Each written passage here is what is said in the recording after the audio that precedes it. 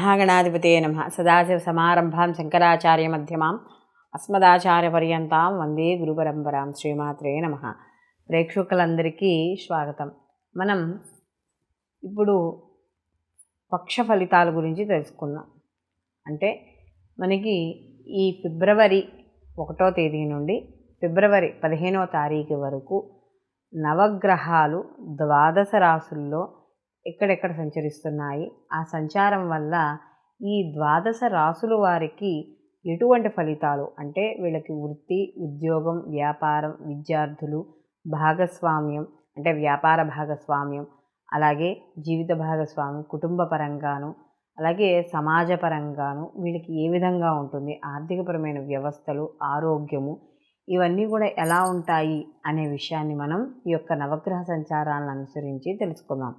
అలా ఈ యొక్క ఫలితాలని తెలుసుకోబోయే మనం ముందుగా అసలు వీటి యొక్క ఈ గ్రహాల యొక్క మార్పు కానీ లేకపోతే వీటి యొక్క స్థితి కానీ ఎలా ఉంది అనే విషయాన్ని తెలుసుకుంటే మనకి మేషరాశిలో గురువు యొక్క సంచారం అనేది జరుగుతోంది. అలాగే మనకి కన్యలో ఈ యొక్క కేతువు యొక్క సంచారము, అలాగే మనకి ఈ యొక్క కుజుడు ఫిబ్రవరి 6వ తారీఖు నుండి మనకి ఈ యొక్క ధనస్సు రాశి నుండి మకర రాశిలోకి ఆయన సంచారం అనేది జరుగుతుంది. అలాగే బుధుడు కూడా ఫిబ్రవరి 2వ తారీఖున ఈ యొక్క బుధుడు కూడా ధనుస్సు రాశి నుండి మకర రాశిలోకి ప్రవేశించడము, అలాగే మనకి ఈ యొక్క ఫిబ్రవరి మాసంలో 12వ తారీఖు నుంచి శుక్రుడు కూడా ఈ యొక్క మకర రాశిలోకి ప్రవేశము అనేది జరుగుతోంది. అలాగే ఇక్కడ రవి కూడా మనకి ఫిబ్రవరి 14 నుండి కుంభరాశిలోకి ప్రవేశించడం అనేది జరుగుతోంది. శని భగవానుడు వచ్చి ఆయన స్వక్షేత్రంలో మూల త్రికోణ స్థానంలో ఆయన శని భగవానుడు కుంభరాశిలో సంచారం చేయడం, అలాగే రాహువు కూడా వచ్చి మీనరాశిలో సంచారం చేయడం అనేది జరుగుతోంది. ఈ పక్షంలో చంద్రుడు కన్యారాశి నుండి మేషరాశి వరకు సంచారం అనేది జరుగుతోంది. ఈ పక్షంలో ఈ యొక్క గ్రహస్థితి అనేది ఈ విధంగా ఉంది కాబట్టి 12 రాశుల వారికి ఎటువంటి ఫలితాలు ఉంటాయి, వీళ్ళు ఎటువంటి పరిహారాలు చేసుకుంటే వీళ్ళ యొక్క ప్రతికూల ఫలితాలు తగ్గి అనుకూలమైన ఫలితాలు పొందుతారు అనే విషయాన్ని తెలుసుకుందాం. వృశ్చిక రాశి వాళ్ళకి చూసుకున్నప్పుడు వృశ్చిక రాశికి రాశాధిపతి వచ్చి కుజుడు. వృశ్చిక రాశిలోకి విశాఖ 4వ పాదము, అలాగే అనురాధ 1, 2, 3, 4 పాదాలు, జ్యేష్ఠ 1, 2, 3, 4 పాదాలు వృశ్చిక రాశిలోకి రావడం అనేది జరుగుతుంది.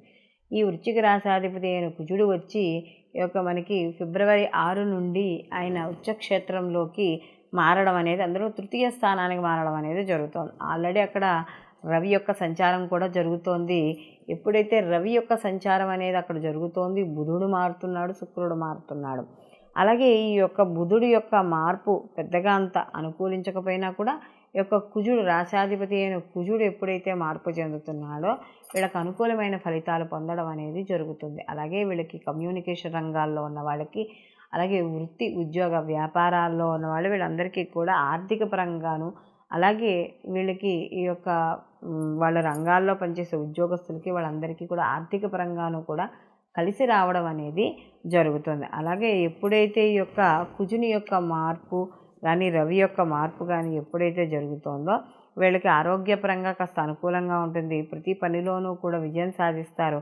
ఏదైనా విలువైన వస్తువులు ఇంట్లో కొనుగోలు చేయడం అనేది జరుగుతుంది. అంటే ఏదైనా స్వర్ణాభరణాలు కావచ్చు, లేకపోతే వెండివి కావచ్చు, విలువైన వస్తువులు కావచ్చు, ఏవైనా సరే కొనుగోలు చేయడం అనేది జరుగుతుంది. అనుకున్న పనులు సకాలంలో పూర్తి చేయడానికి మీకు ఏదైతే పట్టుదల ఉందో అంటే ఇప్పుడున్న గ్రహస్థితి ప్రకారం అవి సాధించడం అనేది జరుగుతుంది. అయితే కాస్త కాస్త 5 రోజులు మాత్రం కాస్త ఆర్థికంగా ఖర్చులు అవి కనబడుతున్నా కూడా తదనంతరం ఆదాయం బాగుండి ఖర్చులు తగ్గడం అనేది జరుగుతుంది. అలాగే ఇక్కడ ముఖ్యంగా చూసుకున్నప్పుడు ఈ యొక్క శుక్రుడి యొక్క మార్పు, అలాగే మనకి బుధుని యొక్క మార్పు, ఇవన్నీ కూడా మనకి కొంతవరకు అంటే అక్కర్లేని తిరగడాలు, అంటే ఎలానో బుధుడు 2వ తారీఖు నుంచి ఆయన మార్పు చెందడం అనేది జరుగుతుంది.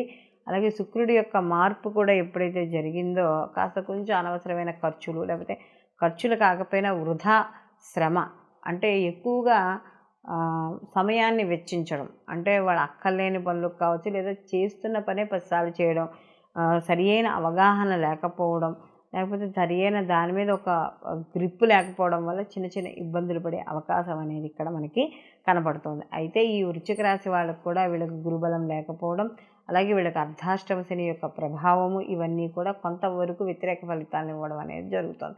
అంటే వీళ్ళకి కాస్త గృహపరంగా, వ్యాపారపరంగా, దాని పరంగా కాస్త వీళ్ళకి ఇబ్బంది పడడం, అలాగే వాహనాలు నడిపేటప్పుడు జాగ్రత్త వహించడం, ఇవన్నీ కూడా చేస్తూ ఉండాలి. అలాగే వీళ్ళకి ఈ యొక్క ఎప్పుడైతే ఈ యొక్క శని కూడా అంటే వీళ్ళకి అర్ధాష్టమ శనిగా ఉన్నాడో కాస్త భార్య ఆరోగ్య విషయాల్లో వాటిల్లో కూడా కాస్త జాగ్రత్త వహిస్తూ ఉండడం అనేది మంచిది. అలాగే ముఖ్యంగా వీళ్ళకి శరీరంలో ఏదైనా ఈ ప్రస్తుతం ఉన్న కాలమాన పరిస్థితుల ప్రకారం ఉండే సీజనల్ ఫీవర్స్ అలాంటివి, లేదా కాస్త ప్రయాణాలు చేస్తూ ఉండడం, స్థానచలనం, ఇల్లు మారడం, ఇలాంటివన్నీ కూడా జరిగే అవకాశం అనేది ఎక్కువగా కనపడుతుంది. కాబట్టి వీళ్ళు మరిన్ని మంచి ఫలితాలు పొందడానికి వీళ్ళు ప్రతి నిత్యము కూడా దుర్గారాధన ఎక్కువగా చేసుకుంటూ ఉండడం, అలాగే శనికి సంబంధించిన జపమో లేకపోతే తైలాభిషేకం చేసుకోవడం, శనివారాల నియమాలు పాటించడం, నువ్వులు ఎక్కువగా మనం తినే ఆహార పదార్థాల్లో వాడడం, లేదా నువ్వులను ఎవరికైనా దానం ఇవ్వడం, ఇలాంటివి చేయడం ద్వారా మరిన్ని మంచి ఫలితాలు పొందడం అనేది జరుగుతుంది. మనం ఈ నవగ్రహ సంచారాలను అనుసరించి మనకి ప్రతి రాశికి కూడా ఏ విధంగా ఉంటుంది, వీళ్ళు ఎటువంటి పరిహారాలు చేసుకోవాలి, అలాగే ఎటువంటి విషయాల్లో జాగ్రత్తగా ఉండాలి అనే విషయాలు మనం తెలుసుకున్నాం. అయితే ఈ గోచార ఫలితాలు అనేవి మనకు ఒక నిర్దిష్ట సమయానికి సంబంధించినవి, అంటే ఒక పక్ష ఫలితాలుగా మనం చెప్పుకుంటున్నాం కాబట్టి ఓ 15 రోజులకి సంబంధించిన ఫలితాలు ఇవి. అయితే నిర్దిష్ట కాలానికి సంబంధించినవి. అలాగే మనం ఈ 15 రోజుల్లో గోచార ప్రకారం గ్రహాల యొక్క స్థితిని బట్టి వ్యక్తి యొక్క ఆ వ్యక్తికి సంబంధించిన రాశిలో జరిగే మార్పులు, అలాగే ఆ రాశిలో జరిగే శుభాశుభ ఫలితాలని మనకి చెప్పడం అనేది జరుగుతుంది. అయితే ఇక్కడ ఈ గోచార ఫలితాలతో పాటుగా జన్మజాతక ఫలితాలను కూడా తప్పకుండా పరిశీలనలోకి తీసుకోవాలి. ఎందుకంటే ఇవి కేవలం గోచార ఫలితాలు అనేవి మనకి వర్తమానాన్ని సూచిస్తూ ఉంటే, మనకి జన్మజాతకం అనేది స్టాండర్డ్గా ఉంటుంది. అంటే ఇది వ్యక్తి యొక్క పూర్తి జీవితాన్ని మనకి ఈ యొక్క వ్యక్తిగత జాతకం అనేది చెప్తుంది. ఒకవేళ అతని యొక్క జాతకంలో శుభ పరిణామాలు ఉన్నట్లు అయితే ఈ గోచార ఫలితాల్లో కూడా వీళ్ళకి శుభకరంగా జరిగి ఉండే పరిస్థితులు ఉంటే ఈ రెండూ కలిసి వీళ్ళకి అద్భుతమైన ఫలితాలు ఇచ్చే సమయంగా చెప్పవచ్చు. ఎందుకంటే ఈ జన్మజాతకము, గోచార ఫలితము రెండూ చూసుకున్నప్పుడు ఆ వ్యక్తికి సరియైన సమయము, మంచి సమయము అని కానీ మీరు చూపించుకునే జ్యోతిష్యుడు చెప్పినట్లు అయితే, ఎందుకంటే మంచి సమయంలోనేగా మనం మంచి మంచి పనులు, మన అభివృద్ధికి, మన జీవితం వృద్ధికి పనికొచ్చే పనులు చేపడతాము.